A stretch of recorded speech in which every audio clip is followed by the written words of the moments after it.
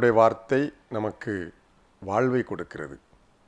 இன்றைக்கும் அப்படிப்பட்ட வார்த்தைகளை நாம் தியானிப்போம்.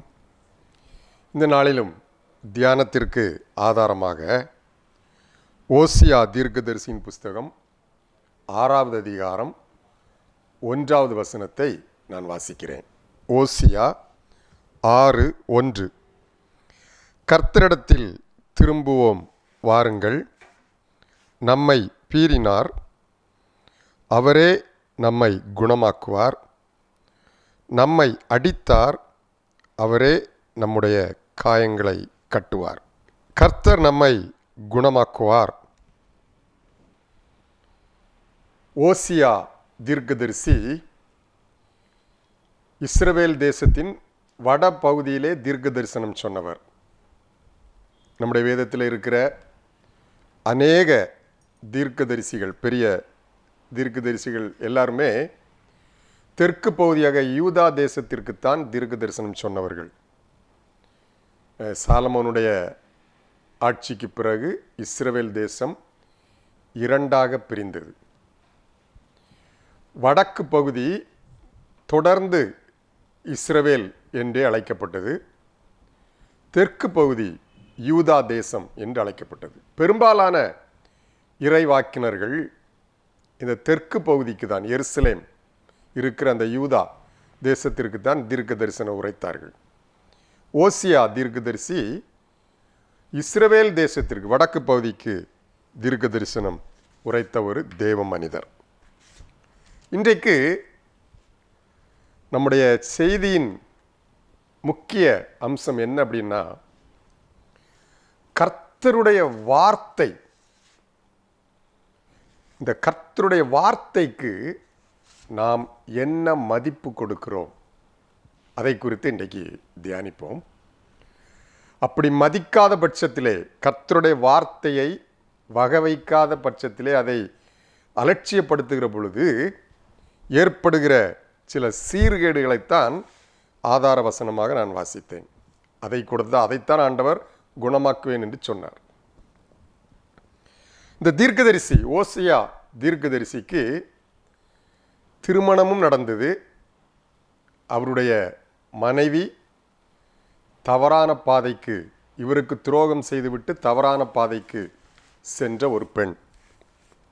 இப்படிப்பட்ட சூழ்நிலையிலே ஆண்டவர் இந்த தீர்க்கதரிசியை வைத்து தன்னுடைய ஜனத்திற்கு ஒரு வார்த்தை சொல்லுகிறார். உங்களை குணமாக்குவேன், நீங்கள் திரும்பி வாங்க, நான் உங்களை குணமாக்குவேன் என்று ஆண்டவர் தம்முடைய பிள்ளைகளுக்கு சொன்னார். எதிலிருந்து திரும்ப வேண்டும், எதிலிருந்து திரும்ப வேண்டும் அல்லது எதிலிருந்து அவர் குணமாக்குவார் என்று நம்ம சிந்திக்கும் பொழுது, அதே ஓசியான் புஸ்தகம் 14வது அதிகாரம் 4வது வசனத்தை வாசிக்கிற பொழுது, 14:4, நான் அவர்கள் சீர்கேட்டை குணமாக்குவேன், அவர்களை மனப்பூர்வமாய் சிநேகிப்பேன், என் கோபம் அவர்களை விட்டு நீங்கிற்று. சீர்கேடிலிருந்து தன்னுடைய ஜனத்தை ஆண்டவர் குணமாக்குவேன் என்று சொல்லுகிறார். சீர்கேடுனா நம்ம வாழ்க்கையில், குடும்ப வாழ்க்கையிலையோ நம்முடைய வாழ்க்கையில் எல்லாமே தாறுமாறாக இருக்கும். சீர்கெட்டு போய் ஒன்றுமே இருக்க வேண்டிய இடத்துல இருக்காது. அனைத்தும் செயல்படாத நிலைமையிலே, தங்களுடைய சூழ்நிலையில் வித்தியாசமாக, போராட்டமாக, தங்களுடைய சூழ்நிலையிலே கடந்து போக முடியாத அளவுக்கு நிலைகுலைந்து சீர்கெட்டு போயிருக்கிற ஒரு சூழ்நிலை தான் ஆண்டவர் சொல்லுகிறார், அந்த சீர்கேடை நான் குணமாக்குவேன் என்று சொல்லி. இன்றைக்கு ஒரு 3 வித்தியாசமான கோணத்தில் இந்த வசனத்தை நம்ம தியானிப்போம். 3 விதத்தில் இதை நம்ம தியானிக்கலாம். முதலாவது பாருங்க, இந்த இஸ்ரவேல் ஜனம் செய்த தவறு தான் என்ன, இந்த சீர்கேடுக்கு என்ன காரணம், அவளுடைய இந்த நிலைமைக்கு என்ன காரணம் என்று நம்ம பார்க்கிற பொழுது, இஸ்ரவேல் செய்த தவறு என்ன? இவங்க பல தவறு செய்தாங்க. பாருங்க, இஸ்ரவேல் மக்கள் பல தவறு செய்தாங்க. அதில் குறிப்பாக செய்த ஒரு தவறு என்னவென்றால், துரோகம், தங்களுடைய தெய்வத்திற்கு துரோகம் செய்தார்கள். இதை விவரிக்கும் வண்ணமாக தான் ஆண்டவர் இந்த ஓசியா தீர்க்கதரிசிக்கு அவனுக்கு துரோகம் செய்த மனைவியையே மறுபடியும் சேர்த்து கொள்ள சொல்கிறார். அந்த பெண்ணுடைய பெயர் கோமேர். இந்த ஓசியா தீர்க்கதரிசிக்கும் இந்த கோமேருக்கும் உள்ள உறவை ஆண்டவர் தனக்கும் தன்னுடைய ஜனத்திற்கும் உள்ள ஒரு உறவுக்கு ஒப்பிட்டு சொல்லுகிறார். எப்படி இந்த பெண், ஒரு பெண் தன்னுடைய கணவனுக்கு துரோகம் செய்துவிட்டு அவனை புறக்கணித்து விட்டு செல்லுகிறாளோ, அதே போல இந்த இஸ்ரவேல் மக்கள் தங்களுடைய தேவனுக்கு துரோகம் செய்து அவரை விட்டு தூரம் போனார்கள். அதில் குறிப்பாக செய்த ஒரு காரியம் 4ஆம் அதிகாரம் 6வது வசனத்தை வாசிக்கிற பொழுது, என் ஜனம் அறிவில்லாமையால் சங்காரமாகிறார்கள், நீ அறிவை வெறுத்தாய், ஆகையால் நீ என் ஆசாரியனாயிராதபடிக்கு நானும் உன்னை வெறுத்து விடுவேன். அறிவை வெறுத்தார்கள். அறிவு என்றால் கர்த்தருடைய வார்த்தை. அறிவு என்றால் இந்த புத்தி அல்ல, அதை சொல்லவில்லை. அறிவை வெறுத்தாய் என்றால் நீ என்னுடைய வார்த்தையை மதிக்கவில்லை, அறிவை வெறுத்து விட்டாய். அறிவு என்றால் வார்த்தைன்னு எப்படி சொல்றேன்னு தெரியுமா? நீதிமொழியில் 2ஆம் அதிகாரம் 6வது வசனத்திலே கர்த்தர் ஞானத்தை தருகிறார், அவர் வாயிலிருந்து அறிவும் புத்தியும் வரும். கர்த்தருடைய வாயின் வார்த்தைகள், அதைத்தான் அறிவு புத்தி என்று வேதம் சொல்லுகிறது. இப்போ அறிவை வெறுத்தாய் என்றால் கர்த்தருடைய வார்த்தைகளை நீ வெறுத்தாய், ஆகையால் நான் உன்னை வெறுத்து விட்டேன், உன்னுடைய வாழ்க்கையிலே சீர்கேடுகள் வந்திருக்கிறது. ஒரு மனைவி இருக்கிறாங்க அப்படின்னா, கணவனுடைய வார்த்தையை மதிக்காத, கணவனுடைய வார்த்தைக்கு கீழ்ப்படியாத, கணவனுடைய வார்த்தையை நம்பாத, மதிக்காத ஒரு மனைவி நிச்சயமாக அவனுக்கு துரோகம் செய்கிறவள். அதே போலதான் இந்துடைய ஜனம் கர்த்தருக்கு அவருடைய வார்த்தையை மதிக்காதபடினாலே அவருக்கு துரோகம் செய்தார்கள். அதனால்தான் சீர்கேடு. அதனால்தான் இஸ்ரவேல் ஜனங்களுடைய வாழ்க்கையிலே இத்தனை சீர்கேடுகளுக்கும் காரணம் அறிவை வெறுத்தார்கள், கர்த்தருடைய வார்த்தையை அலட்சியப்படுத்தினார்கள். அவனுடைய வார்த்தை எவ்வளவு மகிமையானது தெரியுமா? 138ஆம் சங்கீதம் 2வது வசனத்தை வாசிக்கிற போது, சங்கீதம் 138:2 அதனுடைய பிந்திய பகுதி இவ்வாறு சொல்லுகிறது, உமது நாமத்தை துதிப்பேன், உமது சகல பிரஸ்தாபத்தை பார்க்கிலும் உமது வார்த்தையை நீர் மகிமைப்படுத்தி இருக்கிறீர். ஆண்டவர் இந்த உலகத்தில் அண்ட சராசரங்களையும் படைத்தார். நம்ம வாழுகிற இந்த பூமியை போல 1000 மடங்கு பெரிய நட்சத்திரங்கள் ஆயிரக்கணக்கில் இருக்குது. எங்கெங்கெல்லாமோ எத்தனையோ விதவிதமான நட்சத்திரங்களை நம்மால் இன்னும் எண்ணக்கூட முடியாத அளவுக்கு ஆண்டவர் உருவாக்கி தொங்க விட்டிருக்கிறார்.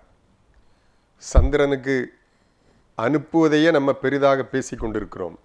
கர்த்தருடைய படைப்பை, சிருஷ்டிப்பை நம்ம சிந்திப்பதற்கு கூட நம்மால் இயலாது. அந்த அளவுக்கு பிரஸ்தாபம், மாட்சிமை நிறைந்த தேவன். ஆனால் இங்கே என்ன எழுதப்பட்டிருக்கிறது? சகல பிரஸ்தாபத்தை பார்க்கிலும், இவ்வளவு மகிமையான காரியங்கள் இருந்தாலும் அதை விட உம்முடைய வார்த்தையை நீர் மகிமைப்படுத்தி இருக்கிறீர். உண்மையிலே இந்த உலகத்தில் எல்லாவற்றை விடவும் கர்த்தர் மகிமையாய் நினைப்பது அவருடைய இந்த ஜீவனுள்ள வார்த்தைகள். இந்த ஜீவனுள்ள வார்த்தைகளை தான் அவர் மகிமைப்படுத்தி இருக்கிறார். அந்த வார்த்தையை ஆண்டவர் மதிக்கிற, மகிமைப்படுத்தி இருக்கிற அந்த வார்த்தையை இந்த ஜனம் அலட்சியப்படுத்துகிறது. ஓசியா 8ஆம் அதிகாரம் 12வது வசனத்தை வாசிக்கிற பொழுது, என் வேதத்தின் மகத்துவங்களை அவர்களுக்கு எழுதி கொடுத்தேன், அவைகளை அந்நிய காரியமாக எண்ணினார்கள். இவ்வளவு மகத்துவம் நிறைந்த வார்த்தைகளை அவர்களுக்கு எழுதி டெக்ஸ்டாக அவர் கையிலே கொடுத்தேன், எழுதி கொடுத்தேன். நம்ம கையில் இருக்குது, எழுத்தாக கர்த்தருடைய வார்த்தை இருக்கிறது. ஆனால் அவைகளை நான் எழுதி கொடுத்த இந்த மகத்துவமான வார்த்தைகளை இந்த ஜனம் அந்நிய காரியமாக எண்ணிவிட்டது. அதை பொருட்படுத்தவில்லை, அதை வகை வைக்கவில்லை, அதை அலட்சியப்படுத்தி விட்டார்கள், அதை மதிக்கவில்லை. ஆண்டவருக்கு எவ்வளவு வேதனை வரும் பாருங்க. அவர் மகிமைப்படுத்தியிருக்கிற வார்த்தை, அந்த வார்த்தையை அவருடைய ஜனம் அலட்சியப்படுத்தும் போது அந்த ஜனத்தினுடைய வாழ்க்கையிலே சீர்கேடு வருகிறது. ஆண்டவர் எல்லாருக்கும் அவருடைய வார்த்தையை கொடுக்கலங்க. அந்த மகத்துவமான வார்த்தையை எல்லாருக்கும் கொடுக்கல, அவருடைய பிள்ளைகளுக்கு தான் கொடுக்கிறார். 147ஆம் சங்கீதம் 19வது 20வது வசனங்களை வாசிக்கிற பொழுது, யாக்கோபுக்கும் இஸ்ரவேலுக்கும், அதை தன்னுடைய ஜனத்திற்குத்தான் அவர் இந்த பிரமாணத்தை எழுதி கொடுக்கிறார். அதில் இப்படி முடியுது, அவங்களும் அதை அந்நிய காரியமாக தான் எண்ணுறாங்க, அறியாமல் போகிறாங்க. ஏன்? கர்த்தர் எழுதி கொடுத்த இந்த மகத்துவமான மகிமையான வார்த்தைகளை மதிக்காமல் போகிற பொழுது வாழ்க்கையிலே சீர்கேடு வருகிறது. மதிக்காது மாத்திரமில்லை, நம்புறதில்லை. நிறைய பேர் இந்த வசனத்தை, கர்த்தருடைய வார்த்தைகளை நம்புவதும் இல்லை. ஒரு காரியத்தை புரிந்து கொள்ள வேண்டும், கர்த்தர் நமக்கு எல்லா விடுதலையும் ஆசீர்வாதங்களையும் இந்த வார்த்தையின் வழியாகத்தான் வைத்திருக்கிறாரே தவிர வேறு எங்கேயும் குறுக்கு வழியிலே ஓடி யார் மூலமாவது அந்த ஆசீர்வாதத்தை பெற்றுவிடலாம் என்று நினைப்பது கர்த்தருடைய வேதத்துக்கு முரணானது. முதல்ல அவருடைய வார்த்தையை மதிக்க கற்றுக்கொள்வோம், அதை நம்ப கற்றுக்கொள்வோம். ஆதாம் ஏவாளுடைய வாழ்க்கையிலே ஏன் அந்த சீர்கேடு வந்துச்சு? தங்களுடைய மகிமையை இழந்தார்கள். அவர்கள் ஒரு மகிமையான வஸ்திரம் மூடி இருந்தது அல்லவா, அதை இழந்தார்களே. ஏன் இந்த சீர்கேடு? அவங்க ஆண்டவருடைய வார்த்தையை நம்பவில்லை. அதுதான் மெயின் தப்பே. அதுதான் ஆண்டவர் சொல்லி இருக்கிறார். அவருடைய வார்த்தை என்ன? இந்த குறிப்பிட்ட மரத்தினுடைய கனியை நீங்க சாப்பிட வேண்டாம். இது ஆண்டவருடைய வார்த்தை, கடவுள் அவர்களுக்கு கொடுத்த வார்த்தை. அது அதை நம்பாமல், அதை மதிக்காமல் எவனோ சொன்ன ஒரு வார்த்தை, பிசாசு சொல்லுகிற ஒரு வார்த்தை சாப்பிடலான்னு அவன் சொல்றான். அப்போ கர்த்தருடைய வார்த்தையை மதிக்காமல் நம்பாமல் இன்னொருவருடைய வார்த்தையை நம்பினது நிமித்தமாய் அங்கே சீர்கேடு வந்தது. அன்பான ஆண்டவருடைய பிள்ளைகளை, இன்றைக்கு ஒரு காரியத்தை கொஞ்சம் சிந்தித்து பார்ப்போம். நான் என் வாழ்க்கையில், என்னுடைய குடும்பத்தில் இந்த கர்த்தருடைய வார்த்தை எந்த அளவு மதிக்கப்படுகிறது, பாதுகாக்கப்படுகிறது என்பதை புரிந்து கொள்ள வேண்டும். கர்த்தர் அவருடைய மகத்துவமான வார்த்தைகளை பேசி எழுதி நம்ம கையில் கொடுத்திருக்கிறார். நீங்கள் அந்த பைபிள் முடியும் போது ஒரு வசனம் போட்டு, ஒரு வாசகம் போட்டிருக்கோம், புதிய ஏற்பாடு முற்றிற்று, அதே போல பழைய ஏற்பாடு முற்றிற்று, முடிந்தது. கர்த்தருடைய வார்த்தைகள் முடிந்தது. அப்படியானா இனி கர்த்தர் பேச மாட்டாரா? பேசுவார். கர்த்தர் நிச்சயம் பேசுவார். அவர் பேசுகிற தெய்வம், நம்மோடு கூட பேசுகிறவர். ஆனால் கர்த்தர் இனி நம்மோடு பேசுகிற ஒவ்வொரு காரியமும் ஏற்கனவே பேசி எழுதி கொடுக்கப்பட்ட இந்த மகத்துவம் நிறைந்த வார்த்தைகளுடைய காரியங்களுக்கு உட்பட்டே இருக்கும். அவைகளுக்கு ஒத்து போகிற காரியத்தை தான் கர்த்தர் பேசுவார். ஏதோ சம்பந்தம் இல்லாம எதையோ பேசிட்டு கர்த்தர் பேசினார் என்று சொல்ல முடியாது. ஆண்டவர் இனி பேசுகிற காரியங்களும் நம்மோடு இடைபடுகிற காரியங்களும் இந்த வேதத்தின் அடிப்படையிலேயே இருக்கும். அப்போஸ்தலர் 17ஆம் அதிகாரம் 11வது வசனத்தை வாசிக்கிற பொழுது அங்கே ஒரு குறிப்பிட்ட சபை மக்களை குறித்து அங்கே நம்ம வாசிக்கலாம். அப்போஸ்தலர் 17:11. அந்த பட்டணத்தார் மனோவாஞ்சையாய் வசனத்தை ஏற்றுக்கொண்டு காரியங்கள் இப்படி இருக்கிறதா என்று தினந்தோறும் வேத வாக்கியங்களை ஆராய்ந்து பார்த்ததினால் தெசலோனிக்காவில் உள்ளவர்களை பார்க்கிலும் நற்குணசாலிகளாய் இருந்தார்கள். எந்த பட்டணத்தார் என்றால் பெரோயா பட்டணத்தார். இந்த பெரோயா பட்டணத்தார் யார் என்ன சொன்னாலும் கர்த்தருடைய வார்த்தையாக அல்லது தீர்க்க தரிசனமாக புதிதாக வருகிற கர்த்தருடைய வார்த்தைகளை, இது வேதத்தில் இருக்கிறதா, இவர்கள் சொல்லுகிறது கர்த்தருடைய வார்த்தை என்று சொல்லுகிறார்களே, இவர்கள் சொல்லுகிறது வேதத்தின் அடிப்படையிலே ஒத்து போகிறதா, வேதத்தில் இருக்கிறதா, இந்த காரியம் இருக்கிறதா என்று சொல்லி வேதத்தை ஆராய்ந்து பார்த்தார்களாம். ஒத்து போயிட்டு இருந்தால் அவர்கள் அதை ஏற்றுக்கொண்டார்கள். அப்படி ஆராய்ந்து பார்த்ததுனாலே, அப்போ ஆண்டுடைய வார்த்தை எப்படி மதிக்கிறாங்க பாருங்க. ஆராய்ந்து பார்த்ததுனால மற்ற எல்லா திருச்சபைகளை பார்க்கிலும் இவர்கள் நற்குணசாலிகளாய் இருந்தார்கள் என்று பவுல் சொல்லுகிறார். அப்படியானால் இன்றைக்கும் நம்ம அந்த ஆண்டவருடைய வார்த்தையை மதிக்கிறதிலும் நம்புவதிலும் நம்ம எந்த அளவு இம்பார்ட்டன்ஸ் கொடுக்கும் பாருங்க. நம்ம வீட்டில் இந்த நல்ல விலை மதிப்புள்ள பொருட்களை வீட்டில் சும்மா எங்கேயாவது போட மாட்டோம் பாருங்க. தெருவில் அல்லது முற்றத்திலெல்லாம் போடுறது கிடையாது. விலை மதிப்புள்ள பொருட்கள், தங்கம், பொன், வைரம் உள்ளிட்ட முக்கியமான மதிப்புமிக்க பொருட்களை வீட்டிலே மிகவும் பாதுகாப்பான பீரோவில் நல்ல ஒரு பாதுகாப்பான இடத்துல நம்ம அதை வைப்போம். அதை விட விலையேற பெற்ற கர்த்தருடைய வார்த்தை, அதை விட மதிப்புமிக்க கர்த்தருடைய வார்த்தை எங்கே வைக்கணும் தெரியுமா? அதை நம்முடைய இருதயம் விலையேற பெற்ற பாதுகாப்பாக வைக்க வேண்டிய அந்த வார்த்தையை, மதிப்புமிக்க வார்த்தையை நம்முடைய இருதயத்தில் வைக்காம அதை அலட்சியப்படுத்தும் என்று சொன்னால் ஆண்டவர் நம்முடைய வாழ்க்கையிலே சீர்கேடை அனுமதிக்கிறவராக இருக்கிறார். வாழ்க்கை சீர்கேடாக இருக்கும் பாருங்க. 119 சங்கீதம் 11வது வசனத்தை வாசிக்கிற பொழுது, ஆண்டவருடைய வார்த்தை இருதயத்தில் இருக்கிறது. ஆண்டவருடைய வார்த்தை இருதயத்தில் இருக்கிறதுனால ரொம்ப அந்த வாலிபனுடைய வழிகள் எல்லாம் பிசகாமல் இருக்கிறது. அதே போல் 37 சங்கீதம் 31 வசனத்தையும், அவனுடைய தேவனருடைய வேதம் அவன் இருதயத்தில் இருக்கிறது. கர்த்தருடைய வார்த்தையை உண்மையிலே நான் மதிக்கிறேன் என்று சொன்னால் இந்த வார்த்தைகளை தினந்தோறும் தியானித்து என்னுடைய இருதயத்திலே அதை நான் வைத்து வைக்க வேண்டும். வைத்து வைத்தல் அப்படிங்கிற வார்த்தைக்கு அர்த்தம் இருதயத்தில் நான் பாதுகாப்பாக கர்த்தருடைய வார்த்தையை ஸ்டோர் பண்ணி வைக்கணும் பாருங்க. அப்படி வைக்கிற பொழுது நம்முடைய நடைகள் பிசகுவதில்லை, சீர்கேடு உருவாவதில்லை, வாழ்க்கையிலே சீர்கேடு உருவாவதில்லை. முதலாவது இஸ்ரவேல் மக்கள் செய்த தவறு என்ன தெரியுமா? கர்த்தருடைய வார்த்தையை புறக்கணித்தார்கள், அதை வெறுத்தார்கள், அதை மதிக்கவில்லை, அதை புறக்கணித்தார்கள், அதை நம்பவும் இல்லை. ஆனபடினாலே அவருடைய வாழ்க்கையிலே சீர்கேடு வந்தது. அன்பான ஆண்டவருடைய பிள்ளைகளே, நம்ம வாழ்க்கையில் இன்னைக்கு எல்லாம் தாறுமாறாக கிடக்கலாம். எல்லாம் எது எது இருக்கணுமோ அந்தந்த இடத்துல இல்லாமல் சீர்கேடுகள் மிகுந்த ஒரு சூழ்நிலை நம்ம போய்கொண்டு இருக்கலாம். இதுக்கு ஒரு காரணம் என்ன தெரியுமா? கொஞ்சம் நம்ம ஆராய்ந்து பார்ப்போம். எழுதப்பட்ட ஆண்டவருடைய வார்த்தைக்கு நான் எந்த அளவு மதிப்பு கொடுக்கிறேன்? அது எந்த வாழ்க்கையிலே உண்மையிலே பாதுகாக்கப்படுகிறதா?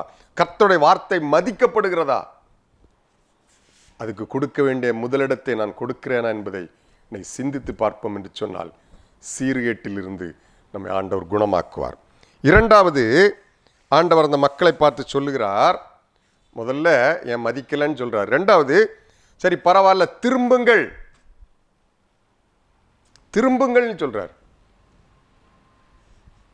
நம்ம பொதுவா இந்த மதியாதோர் வாசல் மிதியாதேன்னு சொல்லுவாங்க. அது கர்த்தருடைய வார்த்தை அல்ல, உலகத்தில் உள்ள ஒரு பழமொழி. ஆனால் ஆண்டவர் அப்படி அல்ல. தன்னை மதிக்காத, தன்னுடைய வார்த்தையை மதிக்காத, இந்த மகிமையான வார்த்தைகளை புறம்பே தள்ளின, அலட்சியப்படுத்தின அந்த மக்களை நானும் மதிக்கலன்னு சொல்லல. அவர் மறுபடியும் அழைக்கிறார், வாங்க திரும்புங்கள் என்று சொல்லி மனம் திரும்புவதற்கு அழைப்பு கொடுக்கிறார். இதை அவர் நிரூபிப்பதற்காகத்தான் இந்த ஓசியா தீர்க்கதரிசியை அவன்கிட்ட அந்த தீர்க்கதரிசிகிட்ட முதல்ல சொல்றாரு, உனக்கு துரோகம் செய்து விட்டு போன அந்த பெண்ணை நீ மறுபடியும் சேர்த்துக்கள். ஓசியா 3ஆம் அதிகாரம் 1வது வசனத்தை வாசிக்கிற பொழுது அது இப்படி ஒரு வார்த்தை வரும் பாருங்க. நான் இஸ்ரவேல் புத்திரர் பேரில் கர்த்தர் வைத்திருக்கிற அன்புக்கு ஒப்பாக நீ இன்னும் போய் தன் நேசரால் நேசிக்கப்பட்டவளும் விபச்சாரியுமான ஒரு ஸ்திரியை நேசித்துக்கொள் என்று சொன்னார். ஏற்கனவே ஓசியாவுக்கு துரோகம் செய்துவிட்டு போன ஒரு பெண், அவளை மறுபடியும் நீ சேர்த்துக்கொள், அவளை நீ நேசித்துக்கொள் என்று சொல்லி ஆண்டவர் சொல்லுகிறார். அது என்ன அர்த்தம் சொல்றாரு? நான் எனக்கு துரோகம் செய்த இந்த இஸ்ரவேல் மக்களை நேசிக்கிற நேசத்திற்கு அடையாளமாக, அதற்கு ஒப்பாக, இன்னொரு மொழிபெயர்ப்பில் இப்படி போட்டிருக்கு, அந்த அன்பை காட்டும் விதமாக, நான் என் ஜனத்தின் மேல் வைத்திருக்கிற அன்பை காட்டும் விதமாக நீ போய் அந்த பெண்ணை சேர்த்துக்கொள் என்று ஆண்டவர் சொல்லுங்க. அப்போ எந்த அளவு ஆண்டவர் பாசம் வைக்கிறார் பாருங்க. துரோகம் செய்து, அவருடைய வார்த்தை மதிக்காமல் துரோகம் செய்து நாம் திசை மாறி போகும்போது, ஆனாலும் வாழ்க்கை சீர்கெட்டு போய் நம்ம விழுந்து கிடக்கிற பொழுது மறுபடியும் பாசத்தினாலே நம்ம இழுத்து கொள்ளுகிற ஆண்டவர். கணவனுக்கு துரோகம் செய்த மனைவியை மறுபடியும் மன்னித்து ஏற்றுக்கொள்ளுகிற கணவனைப் போல தனக்கு துரோகம் செய்த தன்னுடைய பிள்ளைகளை ஆண்டவர் மறுபடியும் ஏற்றுக்கொள்கிறார். திரும்புங்கள் என்று சொல்லுகிறார். எப்படி திரும்ப வேண்டும்? 14ஆம் அதிகாரம் 2வது வசனத்தை வாசிக்கிற போது, வார்த்தைகளை கொண்டு கர்த்தரிடத்தில் திரும்புங்கள், அவரை நோக்கி, தேவரீர் எல்லா அக்கிரமத்தையும் நீக்கி எங்களை தயவாய் அங்கீகரித்தருளும், அப்பொழுது எங்கள் உதடுகளின் காளைகளை செலுத்துவோம். வார்த்தைகளை கொண்டு கர்த்தரிடத்தில் திரும்புங்கள். சாதாரணமான ஒரு மனம் திரும்புதல் அல்ல. இந்த வார்த்தைகளை கொண்டு, ஆண்டவரே இந்த வார்த்தைகளை இனிமேல் நாங்கள் மதிப்போம், உம்முடைய வார்த்தைகளுக்கு கீழ்ப்படிவோம், உம்முடைய வார்த்தைகளை தியானிப்போம், தவறாமல் இதை மதித்து வைக்க வேண்டிய இடத்தில் இதை வைப்போம் என்று சொல்லி அந்த வார்த்தைகளை கொண்டு கர்த்தரிடத்தில் திரும்புங்கள். இஸ்ரவேலுக்கு பிரச்சனையே தான், ஆண்டவருடைய வார்த்தையை வகை வைக்கல, அவ்வளோதான். அந்த பிரச்சனை. ஆண்டவர் சொல்றாரு, வார்த்தைகளை கொண்டு கர்த்தரிடத்தில் திரும்புங்கள். இவங்க பல நேரம் கஷ்டங்கள் வரும்போதெல்லாம் இவங்க மனம் திரும்பி இருக்கிறாங்க, பல தடவை மனம் திரும்பி இருக்காங்க. 7ஆம் அதிகாரம் 16வது வசனத்தை வாசிக்கிற பொழுது, திரும்புகிறார்கள் ஆனாலும் உன்னதமானவரிடத்திற்கு அல்ல. திரும்புகிறாங்க, அடிக்கடி ஆண்டவரை மன்னிச்சிருங்க என்று சொல்லி மனம் திரும்புகிறாங்க, ஆனால் வார்த்தைகளை கொண்டு மனம் திரும்பவில்லை. சும்மா கஷ்டம் வந்த உடனே ஆண்டவரேன்னு கூடுறாங்க, அப்படி அல்ல. வார்த்தைகளை கொண்டு கர்த்தரிடத்தில் திரும்புகிற ஒரு அனுபவத்திற்கு இன்றைக்கு ஆண்டவர் அழைக்கிறார். இன்னைக்கு நம்ம மனம் திரும்ப வேண்டிய மிக முக்கிய காரியம் என்ன தெரியுமா? இதை நம்மெல்லாம் பெருசாக கொலை கொள்ளை விபச்சாரம் களவுன்னு செய்கிறதில்லை. ஆண்டவர் எதிர்பார்க்கிற மிக முக்கியமான ஒரு மனம் திரும்புதல் அவருடைய வார்த்தைகளுக்கு நேராக. ஆண்டவர், இனி இந்த வார்த்தைகளை, இவ்வளவு மகிமையான வார்த்தைகளை என் குடும்பம் மதிக்கும் ஆண்டவரே, என் குடும்பம் இந்த வார்த்தைகளை நம்பும், என் குடும்பம் அதுக்கு கீழ்ப்படியும் என்று சொல்லி கர்த்தருடைய வார்த்தையை மதிக்க நம்ம அர்ப்பணிக்கிறது தான் சரியான ஒரு உண்மையான மனம் திரும்புதல். அதனால்தான் ஆண்டவர் சொல்ல, வார்த்தைகளை கொண்டு மனம் திரும்புங்கள். அதே வசனத்தில் ஆண்டவரிடத்தில் அறிக்கை பண்ண வேண்டிய காரியங்களையும் அவர் எழுதி வைத்திருக்கிறார். இப்படியெல்லாம் சொல்லி, ஆண்டவரே அசிரியா எங்களை ரட்சிப்பதில்லை, நீங்களே எங்களுடைய ரட்சிப்பு என்று சொல்லி இப்படி அறிக்கை பண்ணி ஆண்டவரிடத்தில் திரும்புங்கள் என்று சொல்லி ஆண்டவர் அவர்களுக்கு கற்றுக் கொடுக்கிறார். நம்ம நம்பிட்டோம் அப்படின்னாலே ஆட்டோமேட்டிக்காக கீழ்ப்படுதல் வரும், ஆட்டோமேட்டிக்காக கீழ்ப்படுதல் வரும். நம்பாததற்கு காரணம்தான் நம்ம கீழ்ப்படியாமல் இருக்கிறோம். எபிரேயர் 11ஆம் அதிகாரம் 8வது வசனத்தை வாசிக்கிற பொழுது ஆபிரகாமை குறித்து அங்கே ஒரு வார்த்தை இருக்கிறது. எபிரேயர் 11:8 நான் வாசிக்கிறேன். விசுவாசத்தினாலே ஆபிரகாம் தான் சுதந்திரமாக பெறப்போகிற இடத்திற்கு போகும்படி அழைக்கப்பட்ட போது கீழ்ப்படிந்து தான் போகும் இடம் இன்னதென்று அறியாமல் புறப்பட்டு போனான். எங்கே போறேன்னு தெரியாது, ஆண்டவர் போ சொன்னார், கிளம்பிட்டார் ஆபிரகாம். எப்படி முடிஞ்சது? நீ போ என்று சொன்ன உடனே கிளம்பி போகிற அந்த கீழ்ப்படிதல் ஆபிரகாமுக்கு எப்படி வந்தது? அந்த வசனம் எப்படி ஆரம்பிக்குது பார்த்தீங்களா? விசுவாசத்தினாலே. என்றைக்கு கர்த்தருடைய வார்த்தையை விசுவாசிக்கிறோமோ அன்றைக்கு அதற்கு கீழ்ப்படிவது லகுவாகி விடுகிறது. அது எவ்வளவு கடினமான வார்த்தையாக இருந்தாலும் சரி, நான் அதை நம்பும்போது, அதை விசுவாசிக்கும் போது அந்த வார்த்தைக்கு கீழ்ப்படிவது ரொம்ப எளிதாகி விடுகிறது. அன்பான ஆண்டவருடைய பிள்ளைகளே, இன்றைக்கு திரும்புவோம், வார்த்தைகளை கொண்டு கர்த்தரிடத்தில் திரும்புவோம். அப்படிப்பட்டதை அவர் நோக்கி பார்க்கிறார். ஏசாயா 66ஆம் அதிகாரம் 2வது வசனத்தில், என் வசனத்துக்கு நடுங்குகிறவனையே நோக்கி பார்க்கிறேன். கர்த்தருடைய வார்த்தைக்கு முன்பதாக நடுங்குகிறவர்களை கர்த்தர் நோக்கி பார்த்து வாழ்க்கையில் இருக்கிற சீர்கேடுகளை குணமாக்குகிற தெய்வம்.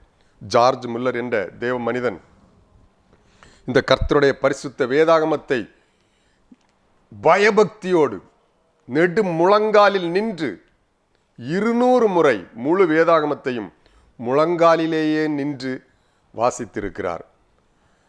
எல்லாரையும் அப்படி நான் செய்ய சொல்லவில்லை, முழங்கால நின்று தான் பைபிளை வாசிக்கணும், அப்படி அல்ல.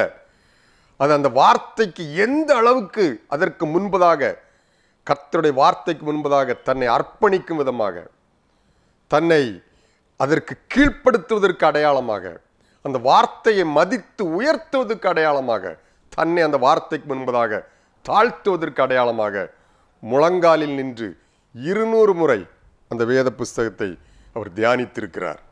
அப்படியானால் அவருடைய ஊழியத்தை பற்றி நமக்கு தெரியும். 2000 அநாதை பிள்ளைகளை தினமும் போஷித்தார். எந்த குறைமின்றி தேவைகளெல்லாம் அப்பப்ப ரொம்ப ஈஸியாக ஆண்டவர் சந்தித்தார். அப்படிப்பட்ட சூழ்நிலையிலே இன்றைக்கு ஆண்டவர் நமக்கும் சொல்லுகிறார், இந்த வார்த்தையை மதியுங்கள், இந்த வார்த்தைக்கு கீழ்ப்படியுங்கள், வார்த்தைகளை கொண்டு திரும்புங்கள் என்று ஆண்டவர் சொல்லுகிறார். கடைசியாக இன்னொரு காரியத்தை நான் சொல்லி நிறைவு செய்ய விரும்புகிறேன். 3வது ஆண்டவர் சொல்றாரு, உங்கள் சீர்கேடு குணமாகும். நீங்கள் வார்த்தையை மதிச்சிட்டீங்க, வார்த்தை கொண்டு திரும்ப ஆரம்பிச்சிட்டிங்கன்னா நிச்சயமாக உங்கள் சீர்கேடு குணமாகும். இன்னைக்கு நான் செய்தியினுடைய இந்த முக்கிய பகுதிக்கு வர்றேன். சீர்கேடுகள் நம்முடைய குடும்ப வாழ்வை கொஞ்சம் பாருங்க, ஊழியத்தை கூட பாருங்க. அநேக சீர்கேடுகள் நம்முடைய வாழ்க்கையிலே எதுவுமே இருக்க வேண்டிய இடத்துல இல்லை. நம்முடைய பிள்ளைகள் இருக்க வேண்டிய விதமா இல்லை, நம்முடைய பொருளாதாரம் இருக்க வேண்டிய இடமா இல்லை, நம்முடைய வாழ்க்கையின் உயர்வுகள் இருக்க வேண்டிய இடத்துல இல்லை, அது வர வேண்டிய நேரம் வரல. இப்படி எல்லாமே சீர்கெட்டு போய், சீர் கெடுதல் என்றால் தன்னுடைய நிலைமையை இழத்தல். எல்லா சூழ்நிலையும் தன்னுடைய நிலைமையை இழந்து சீர்கெட்டு போய் காணப்படுகிறது. ஆண்டவர் சொல்கிறார், சீர்கேடு குணமாகும். 14ஆம் அதிகாரம் 4வது வசனத்திலே ஏற்கனவே அதை வாசித்திருக்கிறோம். நான் அவர்கள் சீர்கேட்டை குணமாக்குவேன் என்று ஆண்டவர் சொல்லுகிறார். கர்த்தருடைய வார்த்தை, நம்ம வாசிக்கு தியானிக்கிற இந்த வார்த்தை நம்முடைய சீர்கேட்டை குணமாக்கும். என்றைக்கு இந்த வார்த்தையை மதிக்க ஆரம்பிச்சிட்டோமோ நம்முடைய சீர்கேடு குணமாக ஆரம்பிக்கும். அதாவது பாருங்க, நம்ம பொதுவாக இந்த பைபிளை என்ன நினைக்கிறோம் அப்படின்னா, இது ஏதோ ஒரு சட்ட புஸ்தகம் போல, அதை செய் இதை செய்யாத என்று நம்மை ஏதோ ஒரு ஒழுக்கத்திலே நடத்துகிற ஒரு சட்ட புஸ்தகமாக மாத்திரம்தான் இதை பார்க்கிறோம். ஆனால் இது வாழ்வு கொடுக்கிற வார்த்தைகள் அடங்கிய, கர்த்தருடைய மகிமையான வார்த்தைகள் அடங்கிய ஒரு புஸ்தகம் என்பதை நம்ம நிறைய நேரம் மறந்து விடுகிறோம். அதனால்தான் இது ஏதோ ரூல்ஸ் இருந்துச்சுன்னா அதை நம்ம ஒதுக்கி வைத்து விடுகிறது, அநேகர் ஒதுக்கி வைத்து விடுறாங்க. ஆண்டவர் இன்றைக்கு நமக்கு சொல்லுகிறார், சங்கீதம் 1ல் ஏன் சீர்கேடு செய்கிறது ஒன்றும் வாய்க்க மாட்டேங்குது, ஏன்? இரவும் பகலும் இந்த வேதத்திலே தியானமாயிருக்கிற மனுஷன் பாக்கியவான், அவன் செய்வதெல்லாம் வாய்க்கும். கர்த்தருடைய வேதத்துக்கு முன்னிலையிலே அதை எடுத்து தியானிக்கணும். அது வேற ஒன்றும் பெரிய பிரச்சனை ஒன்றும் இல்லை, அதை எடுத்து தியானிக்கணும். சாது சுந்தர் சிங் தன்னுடைய வாழ்க்கையிலே தினமும் ஒரே ஒரு வசனம் தான் வாசிப்பாராம். ஒரு வசனத்தை எடுத்து அதை 1 மணி நேரம் அதை தியானிப்பார். அதிலே கர்த்தர் எனக்கு தந்திருக்கிற ஆசீர்வாதம் என்ன என்று சொல்லி 1 மணி நேரம் அந்த வசனத்தின் அடிப்படையில் தியானங்களை நடத்துவார். அப்படி தியானிக்கிற பொழுது அவருடைய வாழ்க்கையும் எல்லா சீர்கேடும் நீங்கினதாய் அவருடைய வாழ்க்கை குறித்து நமக்கு தெரியும். அவர் நடந்து போகும்போதே பிசாசுகள்லாம் ஓடும். அப்படிப்பட்ட அவருடைய வாழ்க்கை சீரும் சிறப்புமாக இருந்ததுக்கு காரணம் வேத வசனத்தை மதித்து அதை தியானிக்கிற ஒரு மனுஷனாக இருந்தார். நம்ம எவ்வளவு காணிக்க கொடுக்குறவங்களா இருக்கலாம், ஆண்டவருக்கு சும்மா அதாவது தியாகத்தோடு பயங்கரமான ஓடி ஓடி ஆண்டவருக்காக ஊழியம் செய்கிறவர்களாக இருக்கலாம். ஆனால் கேள்வி அது அல்ல, கர்த்தருடைய வார்த்தை உன்னிலே மதிக்கப்படுகிறதா? கர்த்தருடைய வார்த்தை எந்த அளவு மதிக்கிறீங்க? இந்த வார்த்தைக்கு எந்த இம்பார்ட்டன்ஸ் கொடுக்குறீங்க? இந்த வார்த்தை சீர்கேடை மாற்றும். லாசருனுடைய கல்லறையை முன்பாக ஆண்டவர் போய் நிற்கிறார் இயேசுநாதர். வார்த்தை வரப்போகிறது. அங்கே உள்ளே கல்லறைக்கு உள்ளே சீர்கெட்டு போய், ஒரு சரீரம் எப்படி இருக்கணுமோ அப்படி இல்லை, உயிரற்று போய், அங்கே சீர்கெட்டு போய் அழுகிய நிலைமையில் அங்கே இருக்கிறது லாசருவின் சரீரம். இப்பொழுது வார்த்தை வருகிறது, லாசருவே வெளியே வா. அந்த வார்த்தை வேலை செய்கிறது பாருங்க. எல்லா சீர்கேட்டை மாற்றி அவனை முழு மனிதனாக வெளியே கொண்டு வந்தது கர்த்தருடைய வார்த்தை. அந்த அளவு வல்லமை உள்ள வார்த்தை, அதே அளவு வல்லமுள்ள வார்த்தை தான் நம்ம இன்னைக்கு கையில் வைத்திருக்கிறோம். இந்த வார்த்தை நம்முடைய சீர்கேட்டை மாற்றும். ஒரே ஒரு வசனத்தை சுட்டி காட்டி நான் நிறைவு செய்ய விரும்புகிறேன். யோவான் எழுதின சுவிசேஷம் 12வது அதிகாரம் 48வது வசனத்தை வாசிக்கிற பொழுது, யோவான் 12:48வது வசனத்தை நான் வாசிக்கிறேன். என்னை தள்ளி என் வார்த்தைகளை ஏற்றுக்கொள்ளாதவனை நியாயம் தீர்க்கிறது ஒன்று இருக்கிறது. நான் சொன்ன வசனமே அவனை கடைசி நாளில் நியாயம் தீர்க்கும். இந்த உலகம் சீக்கிரமாய் முடிய போகிறது. இயேசு சீக்கிரம் வரப்போகிறார். கடைசியில் நமக்கெல்லாம் ஒரு நியாய தீர்ப்பு இருக்கிறது. அப்போ நம்ம நியாயம் தீர்க்கிறது எது தெரியுமா? இந்த வசனம் நம்மை நியாயம் தீர்க்கும். வசனம் அப்படியே வந்து முன்னால நிற்கும். நமக்கே தெரியும், இந்த வசனத்தின் அடிப்படையில் நான் தவறு செய்திருக்கிறேன். இந்த வசனமே நம்ம நியாயம் தீர்க்கும். அவ்வளவு வல்லமை உள்ள, நியாயம் தீர்க்க வல்ல இந்த மகிமையான வார்த்தைகளை இனி நம்ம மதிப்போம். ஒரு சின்ன தீர்மானம், ஆண்டவரே, இந்த பரிசுத்த வார்த்தைகள் இனி என்னுடைய குடும்பத்திலே தினந்தோறும் வாசிக்கப்படும், தியானிக்கப்படும், இந்த வார்த்தைகள் மதிக்கப்படும். ஒரு சின்ன தீர்மானம் எடுப்போம். வார்த்தையை நம்பினா ஈஸியாக கீழ்ப்படிஞ்சிடலாம். அந்த வார்த்தைக்குள்ளே இருக்கிற வாழ்வுகள், இந்த வார்த்தைக்குள்ளே இருக்கிற ஜீவன் என் வாழ்க்கையிலே செயல்பட ஆரம்பிக்கும். சீர்கேடுகள் மாறும். ஆண்டவர் எல்லா விதமான சீர்கேடுகளையும் குணமாக்கி சீர்வாழ்வு மலரச் செய்வார். நிச்சயமாக இந்த கர்த்தருடைய வார்த்தைக்கு நம்மை அர்ப்பணிப்போம். ஆண்டவர் நம்மை தொடர்ந்து ஆசீர்வதிப்பாராக. ஆமென். கண்களை மூடி ஜெபிப்போமா? எங்களை நேசிக்கிற நல்ல ஆண்டவரே, ஆதியிலே வார்த்தையாய் இருந்த எங்கள் அன்பின் தெய்வமே, அந்த வார்த்தை தேவனிடத்தில் இருந்தது, அது தேவனாகவே இருந்தது என்று எழுதப்பட்டிருக்கிறது. ஆண்டவரே, அந்த வார்த்தை இப்பொழுது எங்கள் கைகளிலே இருக்கிறது. பரிசுத்த வேதாகமாய் இயேசுநாதர் எங்கள் கைகளிலே இருக்கிறார். ஆனாலும் நிறைய நேரத்தில் இந்த வார்த்தையை மதியாமலும் அதை அந்நிய காரியமாக எண்ணுகிற எங்கள் அனுபவங்களை நினைத்து உம்மிடத்தில் நாங்கள் மனம் திரும்புகிறோம். உம்முடைய ஜீவனுள்ள வார்த்தைகள் எங்கள் வாழ்க்கையிலே ஜீவனை தரும்படியாய் இன்றிலிருந்து இந்த வார்த்தையை மதிக்கவும், விசுவாசிக்கவும், கீழ்ப்படியவும் எங்களை அர்ப்பணிக்கிறோம். உம்முடைய கரத்திலே ஆண்டவரே, இந்த செய்தியை கேட்டுக்கொண்டிருக்கிற எல்லாரையும் தாழ்த்தி ஒப்பு கொடுக்கிறோம். வாழ்க்கையிலே சீர்கேடுகள் மிகுந்திருக்கிற இந்த காலகட்டத்திலே இதை கேட்கிற ஒவ்வொருவருடைய வாழ்க்கையிலும் இருக்கிற சீர்கெட்ட தன்மைகளை ஆண்டவர் குணமாக்குவீராக. ஆண்டவர் குணமாக்குவீராக. வாழ்க்கையிலே எல்லா காரியங்களும் அதினதின் இடத்தை பிடித்து கொள்ளட்டும். ஆண்டவரே, உம்முடைய வார்த்தையை முதல் இடத்தில் வைக்கிற பொழுது வாழ்க்கையின் மற்ற காரியங்கள் அதினதின் இடத்தை தானே பிடித்து கொள்ளுமே. ஆண்டவரே, வாழ்க்கையிலே எல்லா சீர்கேடுகளும் மாறட்டும். தம்முடைய பிள்ளைகளுக்கு நல்ல சீர்வாழ்வை கொடுத்து நீர் வழி நடத்தும். உம்மை எங்கள் மூலமாய் தொடர்ந்து மகிமைப்படுத்தும். இயேசு கிறிஸ்துவின் மூலமாய் ஜெபிக்கிறோம், ஜெபங்கேளும் எங்கள் நல்ல பிதாவே. ஆமென். God bless you. மனிதர் யாரிடமும் பாசம் காட்டுவோம், இயேசு மந்தைக்குள் அழைத்திடுவோம். அதி உற்சாகமாய் அதி சீக்கிரமாய் ராஜா பாதையை செம்மையாக்குவோம். நம் இயேசு ராஜாவே இதோ வேகம் வராரே, அதிவேகமாய் செயல்படுவோம். அல்லேலூயா, ஜெயம் அல்லேலூயா, அதிவேக அதிவேகமாய் செயல்படுவோம்.